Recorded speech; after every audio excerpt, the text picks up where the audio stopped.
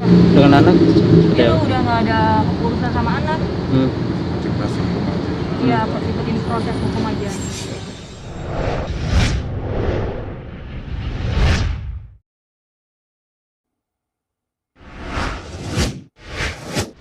Baik, terima kasih teman-teman sudah menunggu. Jadi kita sudah menemui penyidik dan sudah mempertanyakan proses kelanjutan perkara yang dilaporkan oleh Askaongi. Hari ini kita mendapatkan surat SP2HP, surat perkembangan hasil penyidikan, di mana dalam surat tersebut tercantum bahwasanya penyidik sudah melakukan gelar perkara dan terlapor mantan suami siri Askaongi sudah ditetapkan sebagai tersangka. Nah, tindak lanjut kita serahkan kepada penyidik kepolisian. Ya, kita berharap karena perbuatan ini bukan yang pertama kali. Ya, perbuatan ini sebelumnya juga Aska pernah melaporkan terkait KDRT yang kemudian sudah dicabut gitu. Namun karena belakangan juga kita lihat statementnya itu masih berupa statement yang sesat, yang minta Aska untuk minta maaf, kemudian Aska dibilang cemburu gitu. Maka itu kita bersikap untuk tetap menjalankan proses hukum ini tanpa ada perdamaian, karena belum lama juga kami mendapatkan surat dari kuasa hukum terlapor yang saat ini sudah jadi tersangka untuk bermediasi gitu. Nah, selanjutnya mungkin kita bisa perlihatkan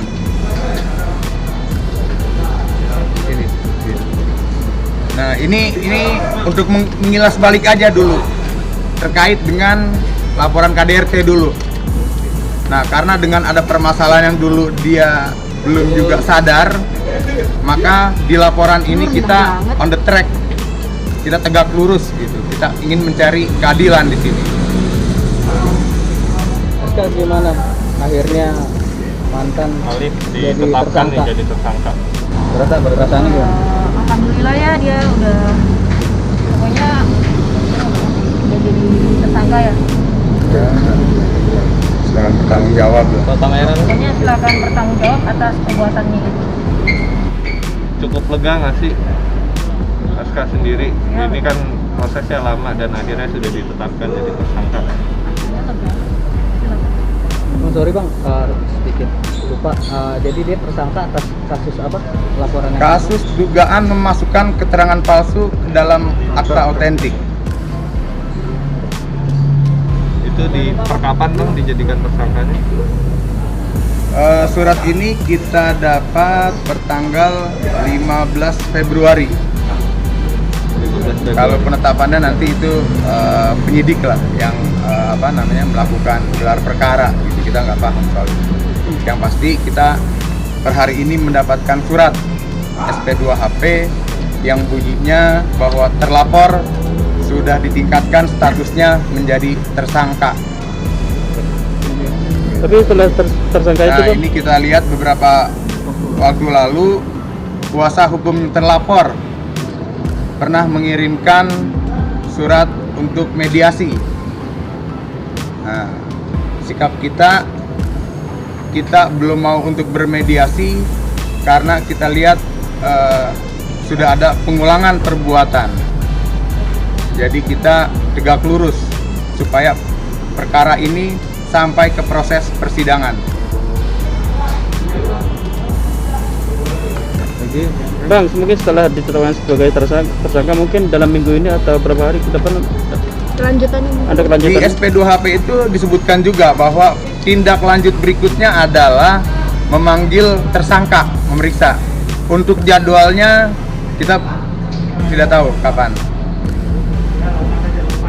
Bang, untuk status tersangka ini bakal dilakukan penahanan atau seperti apa nanti juga tersangka sendiri? Ya, kalau kita mewakili sebagai pelapor, harapan ya, bicara harapan, kita harap ya dapat dilakukan penangkapan dan penahanan. Itu harapan kita. Namun selebihnya kita serahkan semua kepada penyidik. Alasannya mungkin bang, kenapa ingin mengharapkan ditahan? Ya, karena beberapa waktu lalu sempat ada statement-statement dari terlapor sendiri, dari kuasa hukumnya. Salah satunya menyatakan meminta Aska Ongi untuk minta maaf. Loh, kita kan melihat di sini dulu pernah ada satu perkara yang pernah dicabut, kemudian ada perkara lagi. Kenapa kita yang disuruh minta maaf? Itu yang pertama. Yang kedua, ada pernyataan bahwa Aska Ongi cemburu. Nah, ini kan sama sekali memutar balikan fakta. Ini proses hukum, jadi kita harap silakan dia ikuti proses hukum ini. Bang, ini kan sudah dijadikan tersangka ya, untuk nanti selanjutnya ke depan surat-suratnya Aska yang diduga dipalsukan itu nanti gimana Bang? Nah, kalau berkaitan dengan surat yang dilaporkan itu kompetensi dari penyidik, bukan kompetensi kita. Tinggal dari nanti penyidik lah yang akan mengumpulkan semua alat bukti. Untuk Aska sendiri mungkin setelah ditetapkan sebagai tersangka mungkin untuk bertemu dengan anak mungkin mau fokus ngurus anak aja, tidak bertemu dengan bapaknya atau seperti apa? Kalau di ketemu langsung nggak ada kepentingan juga, nggak ada urusan. Jika semua ada pengennya dari pihak sana pengen bertemu dengan anak atau Ya Pak, dengan anak? dia udah nggak ada urusan sama anak. Proses hukum aja. Iya, ikutin proses hukum aja.